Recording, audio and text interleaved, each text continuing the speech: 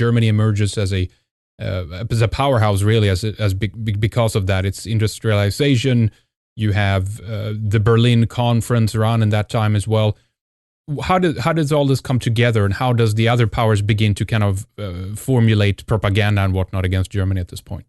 Okay, once Russia mobilized, Germany was obligated to do it, and France had already agreed with Russia that they would do it, they'd mobilize. And so here's Britain sitting out here wanting to jump into it for her own reasons. They want to knock Germany down as a great power.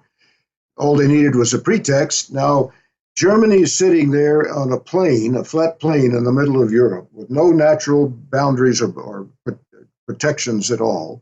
And the one thing they worried about more than anything else was having a two-front war to fight France on one side and Russia on the other. So they devised this, what they called the Schlieffen Plan, after Field Marshal von Schlieffen.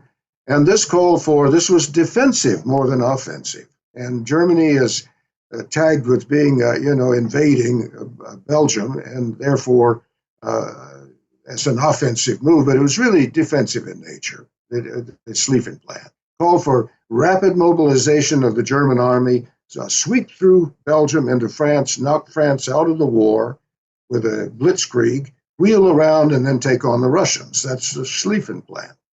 So that's what they did. But the Belgians offered resistance unexpectedly, and it bogged the German forces down. And there was evidently some atrocities on both sides, but the British used that as a pretext to come into the war. All they needed, they were ready to go. All they needed was a pretext. And so they came and brought their army into France. Now, because they were slowed down in Belgium, the French weren't able to go right into the heart of France, to Paris, and knock France out. They got bogged down in trench warfare. And so that changed everything. But now they had the war with Russia on the other side, so they had to organize an army to go in and face the Russians, which they did. And they left a limited number of forces of ground troops in the trenches in France. And so the French war on the Western Front bogged down into a stalemate, which lasted through the rest of the war, actually. And then the Germans went in and took on the Russians and defeated the Russians. And even in the end, made a peace with them, the Brest-Litovsk peace treaty with the Russians, which ended the war. So here they are, bogged down into war. But, I mean, I'm getting ahead of myself. The Germans were doing very well in the war. And in the summer of 1916, it appeared that they were going to win the war.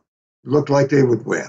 They had destroyed the British merchant navy with their submarines and were starving the British. And they made a proposal for a peace to stop the war. The Germans did, because they didn't want the war to start with, and now it looked as though they were about to win.